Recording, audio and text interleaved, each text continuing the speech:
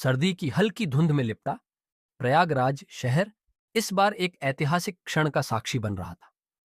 महाकुंभ 2025 की शुरुआत हो चुकी थी और दुनिया भर से श्रद्धालु संगम की पवित्र धरती पर आ रहे थे।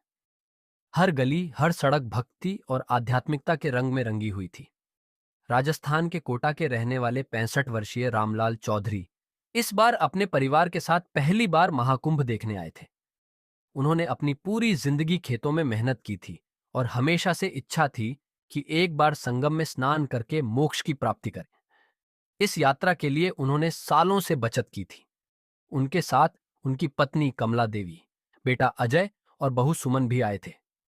रात भर का सफर तय करने के बाद जब वे प्रयागराज पहुंचे तो उनकी आंखों में एक अजीब सी चमक थी। स्टेशन से बाहर निकलते ही उन्होंने देखा कि चारों ओर श्रद्धालु ही श्रद्धालु थे।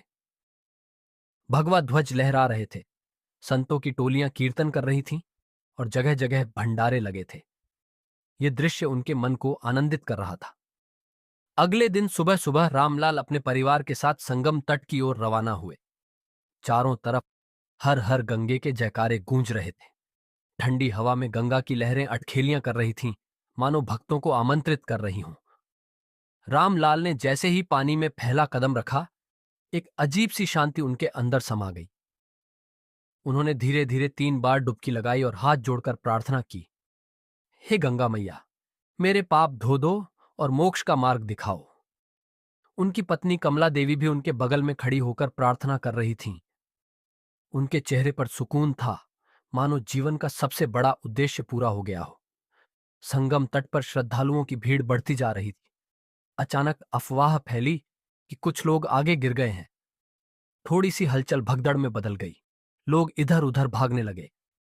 रामलाल अपने परिवार को कसकर पकड़ने की कोशिश कर रहे थे, लेकिन भीड़ ने उन्हें एक दूसरे से अलग कर दिया। कुछ ही मिनटों में स्थिति काबू से बाहर हो गई। लोग एक दूसरे के ऊपर गिरने लगे। पुलिसकर्मी और बचाव दल मदद करने की कोशिश कर रहे थे, लेकिन भगदड़ इतनी तेजी से फैली कि कुछ लोग वहीं कुचल गए। जब हालात थोड़े सामान्य हुए तो चारों ओर चीख पुकार मची हुई थी।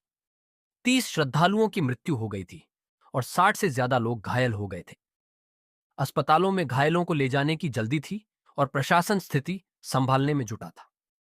कमला देवी और अजय किसी तरह भीड़ से बाहर निकल आए, लेकिन रामलाल कहीं नहीं थे।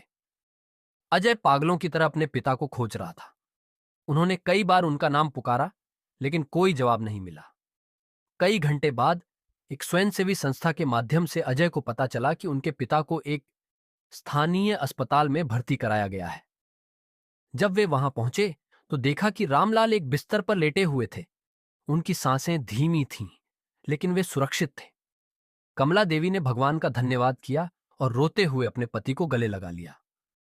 रामलाल ने कांपते हुए हाथों से अपने बेटे का हाथ पकड़ा और कहा, बेटा, मैंने सोचा था कि शायद मैं वापस नहीं आऊंगा, लेकिन गंगा मैया ने मेरी रक्षा की। इस हादसे की खबर पूरे देश में फैल गई।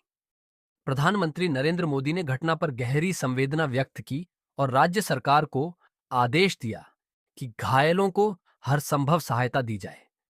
प्रशासन ने 50,000 से अधिक पुलिसकर्मियों की तैनाती की और सुरक्षा उपायों को और कड़ा कर दिया। इसके साथ ही श्रद्धालुओं की सुविधा के लिए परिवहन सेवाओं में सुधार किया गया। विशेष रूप से चंडीगढ़ से प्रयागराज के लिए नई उड़ानें शुरू की गईं। स्नान की प्रमुख तिथियों 3 फरवरी बसंत पंचमी और 12 फरवरी माघ पूर्णिमा के लिए अतिरिक्त सुरक्षा उपाय किए गए। रामलाल और उनका परिवार अब सुरक्षित थे, लेकिन कई ऐसे लोग थे जिनके अपनों को यह हादसा छीन ले गया। संगम का पानी अब भी बह रहा था, आस्था की लौ अब भी जल रही थी, लेकिन उन चीखों की गूंज कहीं न कहीं इस महाकुंभ की कहानी में दर्ज हो चुकी थी। महाकुंभ 2025 अभी जारी था। लाखों श्रद्धालु अब भी गंगा में डुबकी लगा रहे थे, मोक्ष की कामना कर रहे थे। लेकिन यह घटना प्रशासन और श्रद्धालुओं दोनों के लिए एक चेतावनी बनकर रह गई थी।